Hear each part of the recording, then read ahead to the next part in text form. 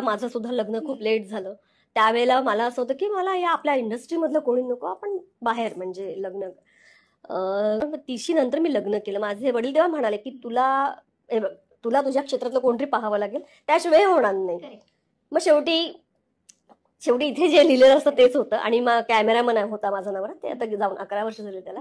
पण तो झाला, शूटिंगच्या दरम्यान आमचं जुळलं. तर त्यामुळे मला वाटतं खूप अपेक्षा ठेवल्या ना की मग लेट लग्न आणि मग बऱ्याच गोष्टी असतात.